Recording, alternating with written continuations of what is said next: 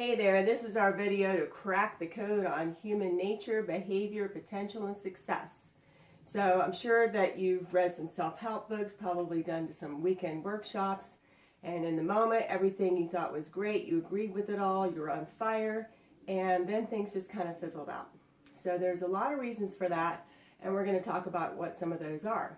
So the first thing to understand, to really crack the code on why we don't do the things we wish we did and we do the things we wish we didn't do, is to understand that we really actually have two minds. Sounds a little crazy, but hear me out. So we have a logical left brain and we have a creative right brain. And it goes much deeper down the rabbit hole than that. So our left brain thinks in terms of words and logic. That's how it processes information, and it keeps it chronological, linear, everything has to be organized by logic. Your right brain is anything but logical. It doesn't even use words. It thinks in pictures, movies, emotion. So when you read that self-help book, or you give yourself those positive affirmations, your left brain is convinced. It's on board. It agrees with all of it. It's going to do it. The problem is that information doesn't get translated down to your right brain. It doesn't get the memo, so to speak. Okay? So, and the right brain or the subconscious mind, these terms aren't really interchangeable, but I'm just trying to make it simple so you can understand. The unconscious mind is where all the power is. It's what our true operating system is, so that when we're not paying full attention every second, that's what takes over and just guides our behavior kind of automatically. So, you know, there's some good ways that this happens and there's some not so good ways that this happens. So, for example, when you learn to drive, you have to be very conscious. You're thinking about every little detail, and then one day you master that information. And you're driving from work to home, and you're thinking about what you're going to have for dinner, or something that happened last week, or that concert you want to go to. And your unconscious mind has completely taken over, and that's very useful in that situation. However, there's some other situations in our life where it's really not very useful. For example, maybe we grew up in a turbulent home. There was some abuse. We got some programming that we weren't good enough. So when we first get into a relationship, we're very conscious, the same way that we were when we were learning to drive, and we're paying attention to everything. This new person in our life is all that we want to think about. And 6 months down the road, maybe there's some bills that need to be paid, or things aren't going well at work, or you have a little spat. And now your conscious mind is focused on those things. Then that unconscious programming comes out automatically and takes over. And sometimes it's not who we really want to be or even intend to be, and it often isn't who that other person thought they were with. So some of those dysfunctional behaviors may slip out. And the interesting thing is that sometimes we don't even know we're doing it because we're focused on this other issue. And those automatic behaviors, kind of like just driving unconsciously, comes out. And the other person's like, who is this? I didn't sign up for this. And we may not even recognize that that even happened because it's not who we intend to be. It's not so much that people are faking or being somebody that they're not. I think in the beginning they're actually being who they intend to be. And then as things go along, those other behaviors come out. So what are the breakdowns? So we realize that we need to get help, and we may read a book about relationships, or if we're having trouble with success in our life or our career, we may read a book about motivation and success. And our conscious mind is easily on board with that because it's logical, it's reasonable. But then it has to try to communicate that to where our actual programming is, and there's some breakdowns in communication with that. So this next little picture shows you we have our conscious mind, we have our subconscious mind or unconscious mind. I kind of use them interchangeably. Some people are very attached to what those meanings are.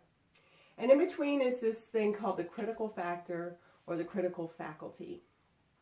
Now the job of the critical factor is to make sure that no erroneous information that could be dangerous or harmful gets down here. And that's important to have something that's a filter.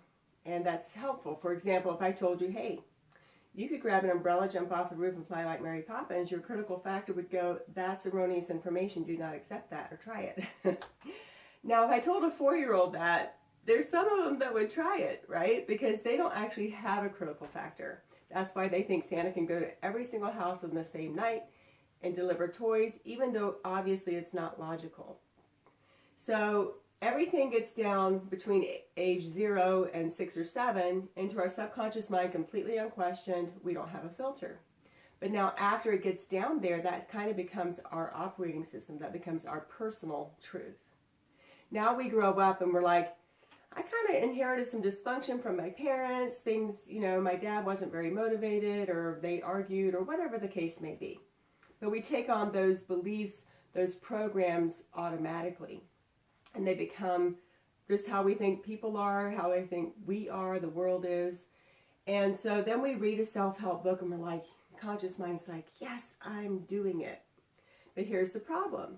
You want to get those ideas down into your operating system, where it just becomes a habit, becomes who you are, your way of being. Because that's where change really happens, right? When it just changes who we are and how we do things.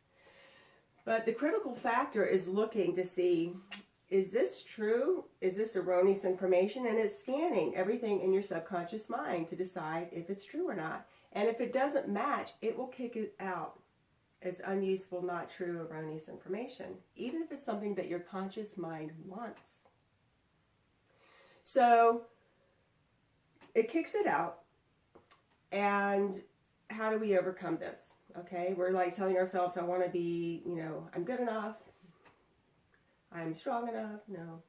So it gets kicked out. So we have to overcome these barriers. Okay, so once again, not only do we have this kind of bouncer of a nightclub that's not letting things get down that we want to change, they don't think the same way either, you know. In the same way that our right brain or unconscious mind doesn't think in logic, you know, and so it doesn't understand what we're trying to tell it. It is trying to communicate though, but it's giving us emotions. It's giving us that feeling in our stomach. It may communicate through symptoms, a stomach ache or a headache. It may even communicate with, you know, the law of attraction to bring circumstances into your life to get your attention, because it can't speak in words and logic. So they don't understand each other, and it creates total havoc in our lives. So how do we change this? Well, just to give you the really short version, of course there's a lot more to it than this. We have to open those lines of communication. We have to open the door. Hypnosis is a really great way to do that, because we all have different brainwave states that we go into each and every day. We go down into sleep, we come back out of sleep. We're in beta most of the time. We're, you know, walking around, talking, doing our job, paying our taxes, whatever the case may be. But in alpha, we're kind of daydreaming, zoning out, driving down the highway, maybe watching a movie.